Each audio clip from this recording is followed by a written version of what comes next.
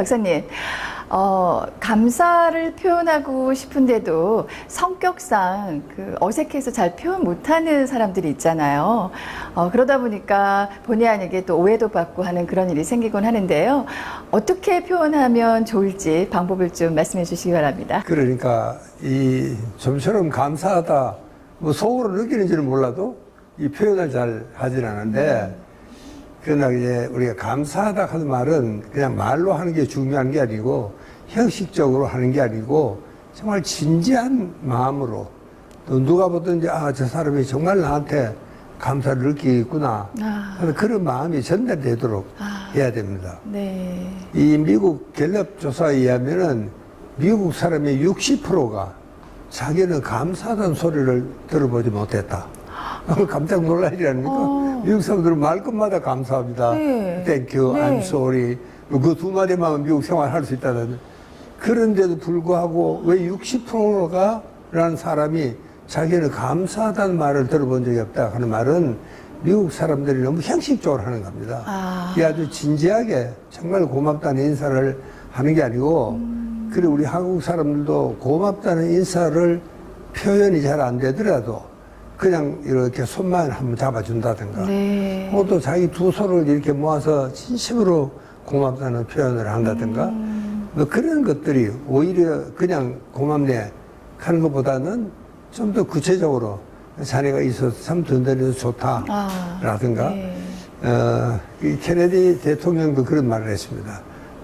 이 말이 아니고 감사라는 것은 행동으로 실천을 해야 된다, 그런 말을 했습니다. 그러니까 이 미국 사람들도 너무 형식적으로 그렇게 땡큐 그러지 말고, 오히려 그 말을 하지 않더라도 좀 진지하게 자기가 정말 고맙다는 뜻은 어떤 방법으로든지 아마 전달할 수가 있다, 저는 그렇게 생각을 하고 있습니다. 네, 예. 그렇군요. 이렇게 작은 몸짓이라도 진정성이 느껴지는 거라면 전달이 된다, 이런 그렇죠. 말씀으로 이해하면 되겠네요. 예, 자, 그러면 지금부터 우리 박사님의 감사와 감동법에 대한 또 자세한 내용 알아보는 시간 갖도록 하겠습니다. 어떻게 하면은 감사, 감동을 잘할 수 있을까요? 저도 이것이 사실은 큰 숙제입니다. 우리 주변에 항상 감사, 감동할 일이 내가 조금만 정신 차리면 있는데도 불구하고 우리는 그냥 지나치는 경우가 참 많습니다. 그래서 이번 시간에는 여러분 정말 내가 사는 삶의 기본에 감사, 감동을 두어라.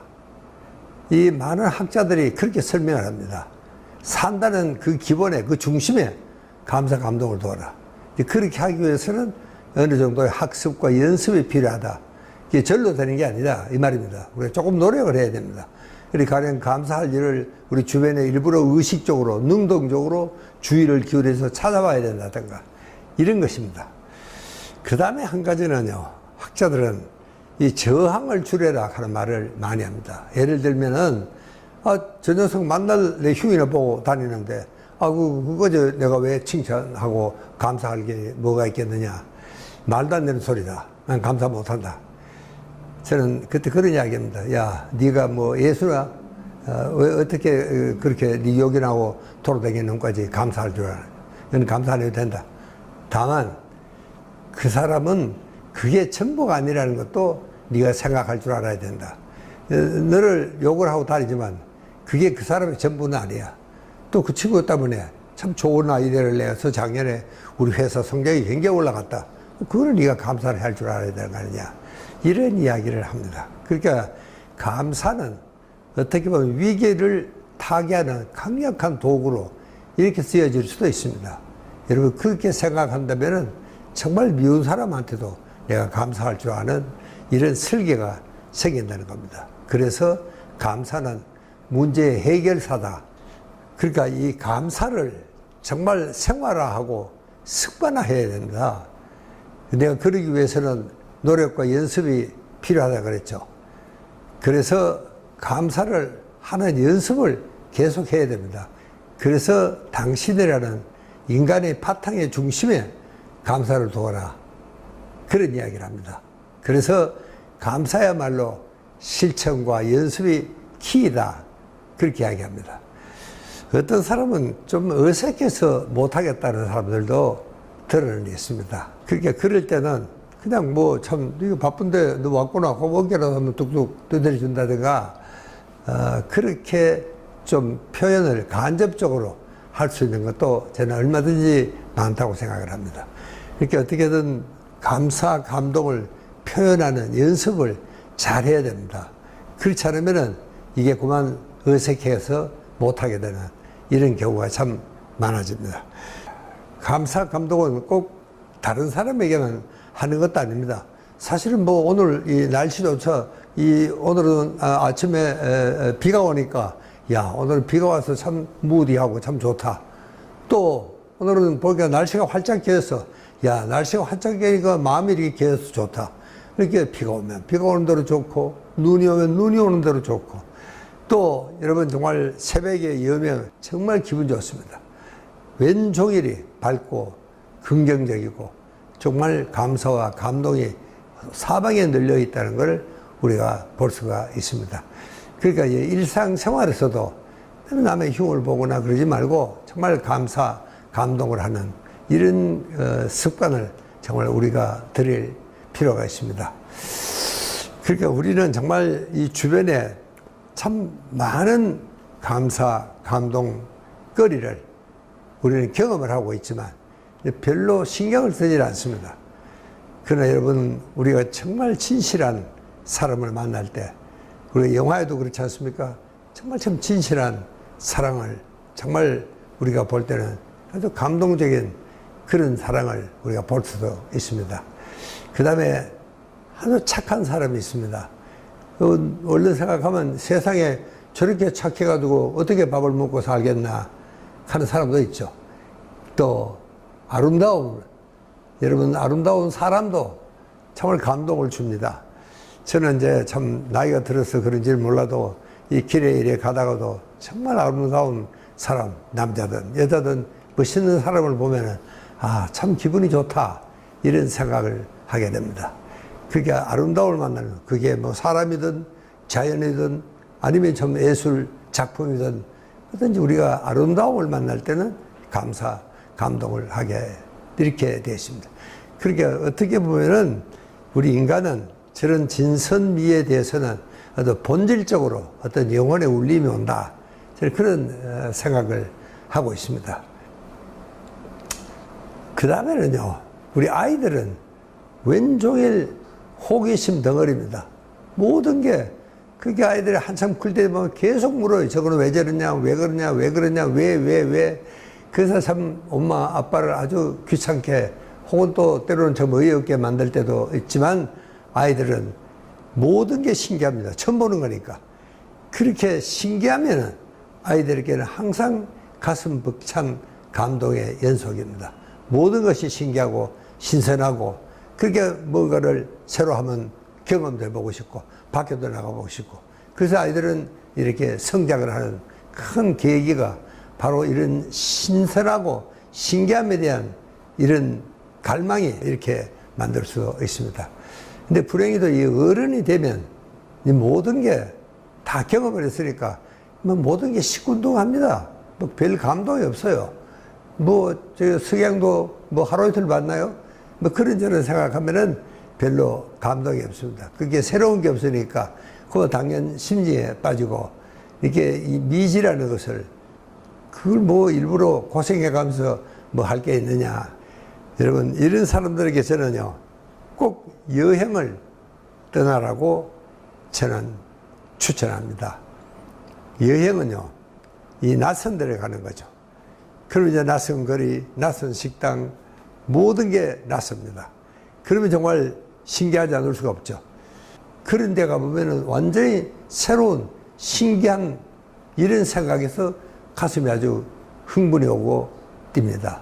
그렇게 많이 다녀야 됩니다. 특히 이제 정말 참 작은 일에 쉽게 흥분하고 가슴이 떨릴 때 그때 여행을 해야 됩니다. 그 다음에는 이제 우리가 뭐 영화관에 가지 않아도 또 스탠드에 가지 않아도 야구, 축구 시합 다 구경을 할 수가 있습니다. 그런데 저는 가급적이면 현장에 가라. 그 이야기를 합니다. 여러분들 이 종교인들이 가끔 보면 그 힘든 성지 순례를 갑니다. 저는 아직 못 해봤습니다. 나는 그분들이 정말 부럽고 존경스러워요. 그게 정말 얼마나 신심이 강하면은 자기도 그렇게 힘든, 그렇게 그냥 덜벅덜벅 걸어서 편하게 가는 게 아니고 그런 힘든 거리를 모든 성인 군자들은 참 힘든 경험을 생애 하셨죠. 그렇게 그분들의 발자취를 그렇게 힘들게 감으로써 한번 느껴보겠다는 것. 경기도요, 스탠드에서 봐야 됩니다. 축구 시합이든 야구 시합이든 그래야 그 화끈한 응원 열기가 가요. 오히려 운동장의 선수들보다도 응원 열기가 더 뜨겁고 화끈합니다. 그리고 이제 그림도 기왕이면은 미술관에 가야 되고, 그래서 제가 언제 한번은 피렌체에 가면은 야, 나도 한 작품 할 수 있겠다 하는 생각을 저는 할 수 있겠다. 저도요, 가끔 이제 강의를 하면서 이 명문대학의 캠퍼스에 강의를 하러 가면은 야, 나도 새로 한번 학생이 되어봤으면 좋겠다. 이렇게 아름다운 캠퍼스에서 다시 공부 한번 해봤으면 좋겠다. 이런 생각이 듭니다. 그러니까 역시 이제 그런 환경이 사람을 만든다는 게 이게 정말 거짓말이 아닌 것 같습니다. 자, 그 다음에는 이제 우리가 어떻게 이제 감동을 표현해야 되느냐. 실제로 보면요. 우리가 흔히 서프라이즈 파티라고 그러지 않습니까? 이 선물은 전혀 기대 안 했을 때 그때 엉뚱한 선물을 하는 것이 훨씬 더 선물의 효과가 있다. 그런 이야기를 합니다. 우리는 일상생활에서도 그렇습니다.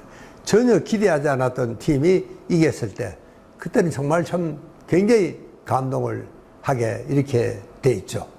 그러니까 많은 사람들이 어쨌든 뭔가 이 당연 심리에 빠지면은 정말 아주 매너리즘에 빠지고 아무것도 재미가 없습니다. 자, 그 다음에 여러분, 우리는 인간은요, 이 옛날 추억이 항상 아름답게 이렇게 옵니다.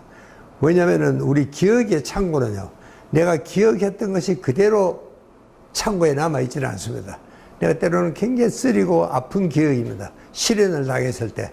그때 그런 기억도 우리 머릿속에는 세월이 지나면은 그래도 참 달콤한 추억으로 이렇게 기억이 됩니다. 왜? 인간은 본성적으로 싫은 건 싫은 겁니다. 좋은 거를 하고 싶어요. 그렇게 그때 정말 쓰라렸던, 정말 아팠던 그런 기억도 세월이 지나면은 대뇌는 즐거운 기억으로 이렇게 승화를 시키는 이런 작용이 있습니다. 그게 만날 그렇게 아프고 여러분 첫사랑에 정말 시련을 당했을 때만큼 아플 때가 어디 있습니까? 곧 죽고 싶죠. 만약에 만날 기분이 그랬다면은 그 어떻게 사람이 살 수가 있겠습니까? 그렇게 그런 것들도 어떻게 보면은 이게 참 잔잔한 감동. 그래서 우리가 항상 추억은 아름답다 그러잖아요. 그리고 또 우리가 이 세월의 약이라는 말도 있습니다. 이제 그렇게 오랜 세월이 지나가면 그 아픈 기억도 다 달콤하게 이렇게 이제 바뀐다 하는 이야기입니다. 그 다음에 여러분, 우리가 이 변연계 공매이라는 아름다운 이름이 있습니다. 뇌과학자들이 참 멋있게 지었습니다. 변연계라는 것은 동물에게도 있는 감정의 중추입니다. 이게 우리가요, 흙에 벌써 주저앉을 때라든가 이 낚시를 잡았을 때, 메뚜기 한 마리 잡았을 때 굉장히 그 울림이 옵니다. 여러분, 낚시꾼들한테는요, 손맛이라고 이야기합니다. 그 피리 한 마리가 낚였을 때 낚싯대가 덜덜덜 떨리는 그 기분은 낚시꾼들은 잊을 수가 없습니다. 그러니까 그 기분 때문에 하는 겁니다. 그리고 잡은 고기를 다시 놓아줘요. 그 떨리는 그 맛이지. 그러니까 정말 그럴 때는 왜 그러냐. 우리 인간이 옛날에 미처 경험해보지 못했던, 또 자기가 정말 해보지 못했던 일이지만 그래도 항상 거기에 대한 향수는 있습니다. 여러분, 정말 이 도시 사람들에게 흙에 한번 앉아보라 그러면, 감자를 캐보라 그러면 펄썩 주저앉아가지고 마치 온몸 품속에 안기듯이 그렇게 아주 기분을 좋아하게 합니다. 이런 것들이 전부 다가 추억은 아름답다. 이렇게 기억은 아픈 상태로 절대로 그냥 그대로 남아있지는 않습니다. 이게 반드시 개편이 된다 하는 사실을 잊지 말아 주시기 바랍니다.